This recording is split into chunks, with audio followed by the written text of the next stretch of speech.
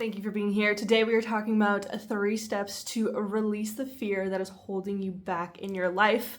We're going to talk about what fear is in general, how it's holding us back, the blocks within us that are allowing this fear to be there, and what we can do starting today to let this fear go.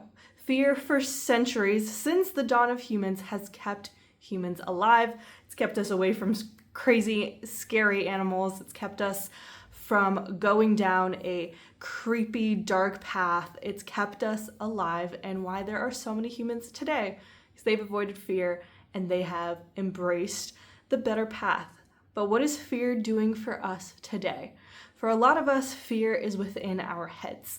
It is something that we have internalized based off of preconceptions we have about the world. The world around us is offering us certain meters of success that we have chosen to adopt, and we feel if we go against the grain that we are doing something bad, and we're scared to do so.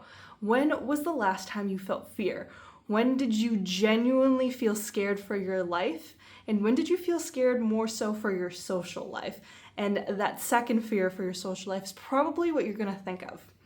If you put on a pretty dress, if you put on a new type of clothing, if you are going somewhere that you don't usually, if you're going somewhere by yourself, these aren't things that are going to inherently hurt us. If you go outside wearing new clothes or you go to a new place, you're probably not going to get hurt in the sense that you're thinking.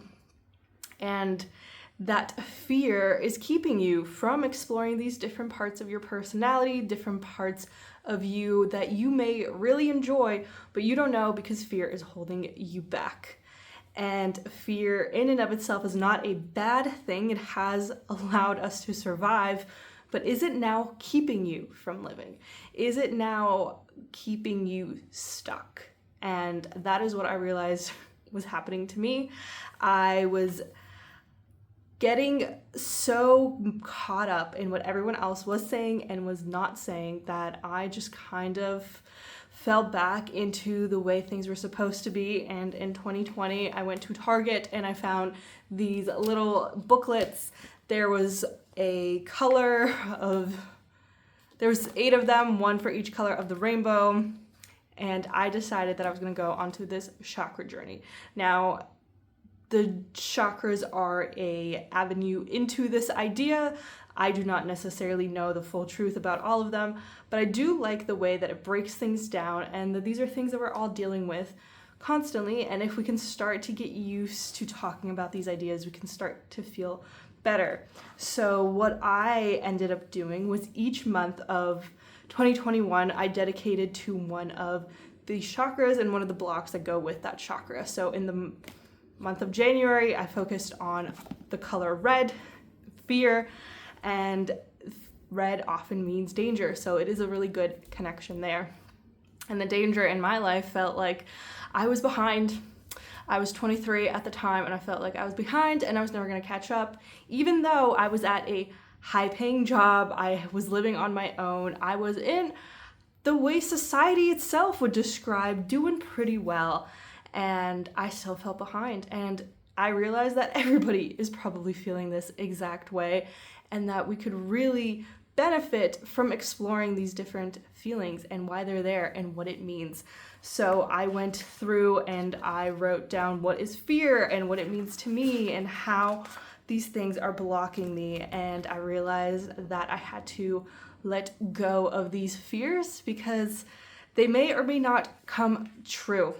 Whereas a constant fear, if you're in the corporate world, that you're going to lose your job, that you're not doing well enough, that your partner may not be the best for you. You have these doubts and these fears and they're holding you back. And I realized that that's what I was doing, that I was catastrophizing constantly and that I was always in this anxious state. And that anxious state was, I was always thinking about me. I was always thinking about what was going on with me and what wasn't and what I needed to do. And I was internalizing what I thought the world expected of me, and that wasn't necessarily even true. And when I started to write these fears down, that I would lose my job or that I didn't have real friends, that they were going to turn on me one day, and At some point, a lot of these came true. It wasn't until I really got down with it and saw that I cannot control what other people do, what other people decide, how other people feel. All I can do is investigate my own thoughts, sit with them, my emotions, my feelings, what's holding me back, and work on those. Because I can't control a partner, I can't control what my work does, I can't control what my friends do or don't think. I can only take control of what I do and what I think. And therefore, if the power is within me, that means that I will be able to deal with any of those things should they come to pass. And I had all sorts of things happen over the last 5 years, and therefore the 5 years from the time that I did this journey the first time around. I had people leave my life who I thought never would. I had lost jobs that I thought I was doing amazing at. And these were all out of my control in some capacity. I reviewed what I was doing and what I wasn't. And what I came to conclude was that I did what I could. And that I was going to take that lesson with me, that these people were looking for a reason to leave my life. And the world, the universe shifted, and that became possible. But it was because I decided to choose myself that things started to fall into place. And usually they feel like things are falling apart. If you can see, I am moving again. This place is no longer going to be my home. And if you're like, have you not moved a million times? Yes, this is my 4th move in the past 8 months. Is it ideal? No. But do I have the belief that it's happening for my greatest good in some capacity that I am not aware of yet? Absolutely. And is it easy to tap into that? Not necessarily. But there is fear there about what's going to happen next and what's not going to happen and who am I going to be at the other side of it.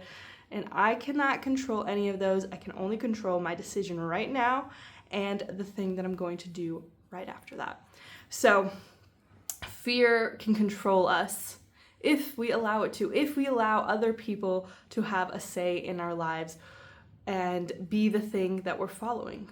We are going to have to take responsibility at some point of the life that we're living, and we can't keep blaming everyone else. We can't blame our parents, we can't blame the dog, we can't blame our job forever.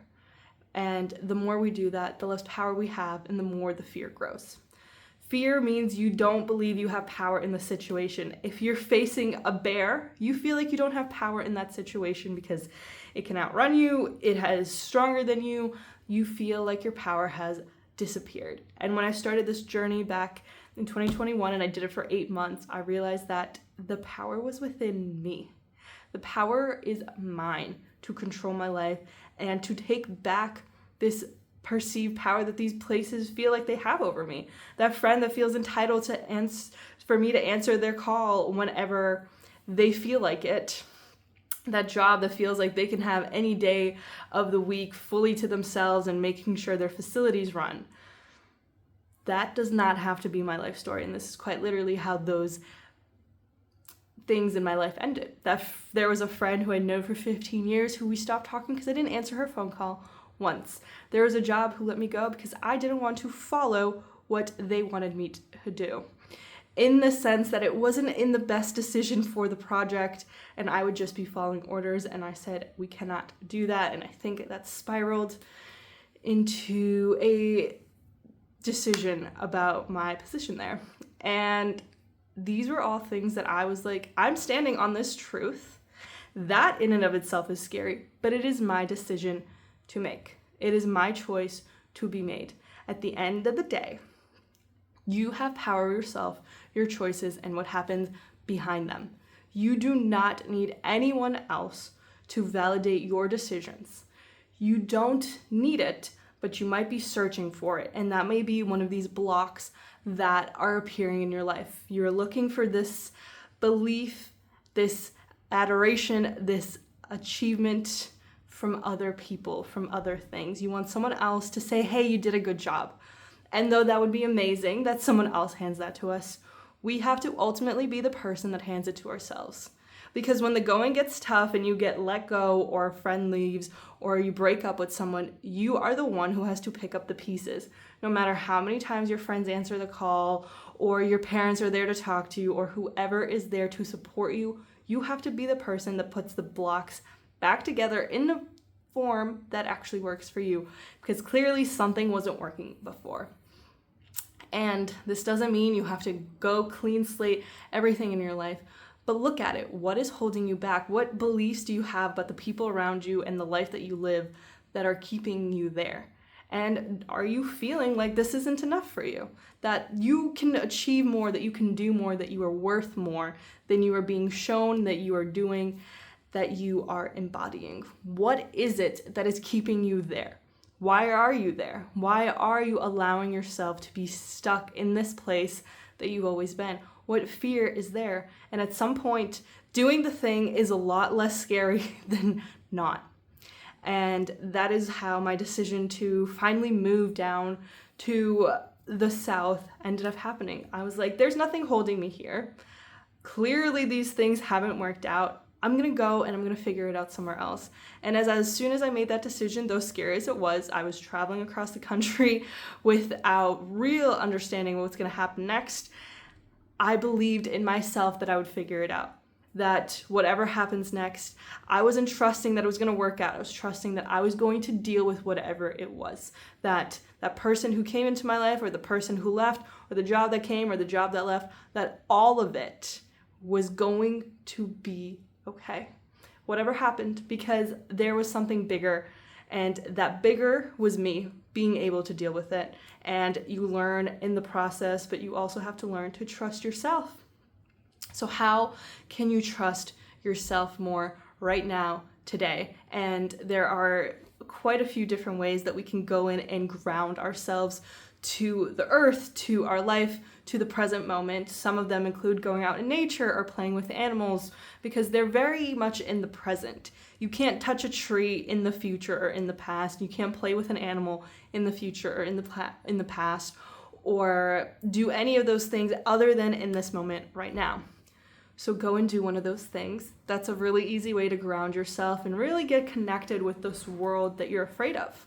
What is it in this moment that you're afraid of? Are you sitting in a room by yourself and creating these scenarios in your head? What's actually going wrong in the space around you? So if throughout the day you can stop and be like, I feel this anxiety, this fear, this unease coming up, but what in this exact moment is wrong? Are you sitting down? Are you watching something? Are you safe? Are you, enjoying a meal? Are you looking at your phone? What is it that's actually happening that could hurt you right now? And for the most part, a lot of the times, it's nothing. It's because you're in a safe place with nothing going on that you can even have these thoughts. So step back into that present moment and look around you and be like, well, as much as these things that may happen would be awful, right now it's not happening.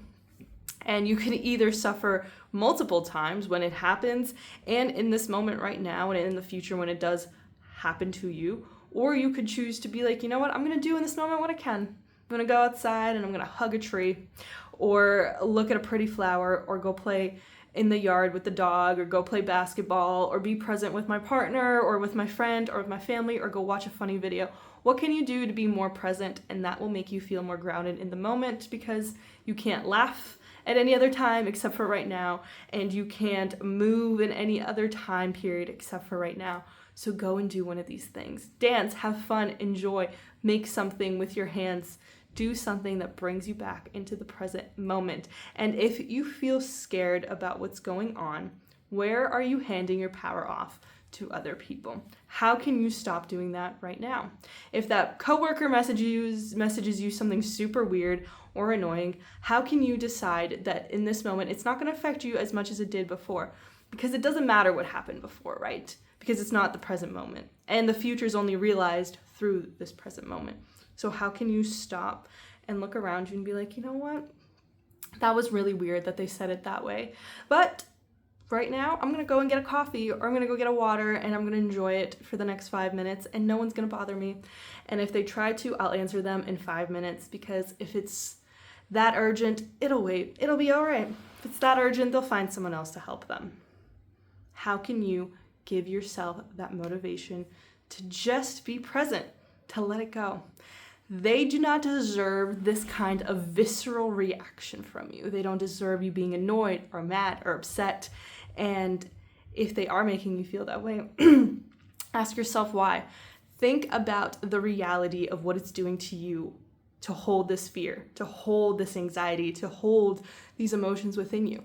How can you let them go? How can you let all of these people go back into their position in your life, which is not the main one? You are the main character in your life. You are meant for great things, but you have to decide that and you have to work on it. And my second chakra journey started with these notebooks. These are also the same monthly journals that I'm using. And they're really cool. And I will be posting a PDF down below where you can explore some of these questions and give yourself a few more things to do to help yourself let go of this fear.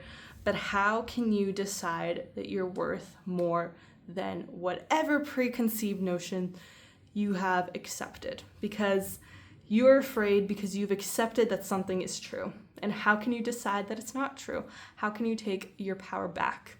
And one of these ways is to decide, what does success look like? And this is something that we're going to talk about, and we have talked about nonstop, because that's the only thing that matters. You decide what success looks like. You decide if you're going to get married, if you're going to have kids, when these things are going to be happening, when you're going to invite an animal to live with you, when you're going to embrace these externals into your life and these beliefs into your life. What does it look like to you? What does being present, what does being aware of the world mean to you?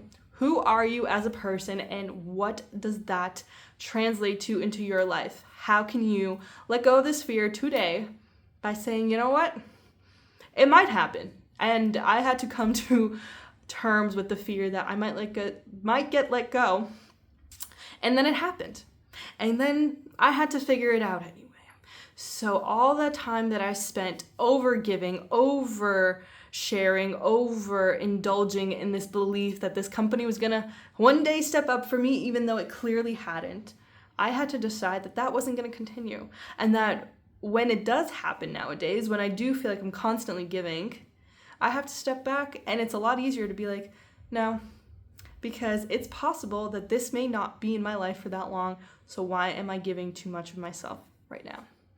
How can you take your power back, your time, your energy, your thought power back?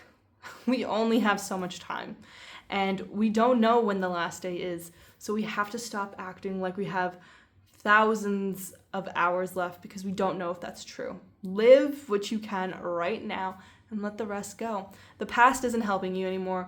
The future isn't here. What matters is the decisions that you make now. So if you want to get to know yourself better, to have more power over yourself, figure out what kind of soda you like, what kind of drinks you like, what's your favorite food, what's your least favorite food, what's your favorite time of day, what's your favorite time of year. Can you answer these questions right off the bat? And if you can't, that's okay. Go and spend some time figuring it out. Go and explore each of these things and have some fun with getting to know you. Because the more you know yourself, the harder it's going to be for someone to shake that, because your foundation is solidified within you and you hold the power. So take your power back. This fear isn't helping you live. Figure out what is, and then go do it. We're going to come back for the next chakra next week. And I know you may have heard of the Engineer's Toolbox. That hasn't disappeared. It's going to be pushed off until next year. There is this 12-week set of videos that I want to do with you. And I'm so happy that you're here and that you are enjoying becoming the best you, because honestly, that is what the world needs now more than ever. With everything going on, you deserve to live a happy life, a beautiful life, and you can't have anything less than that. I won't allow it. You have to live the best life ever. Go and enjoy, get out there, have some fun, and live this beautiful life that we've all been given. I hope you have an amazing week, and I will see you very soon.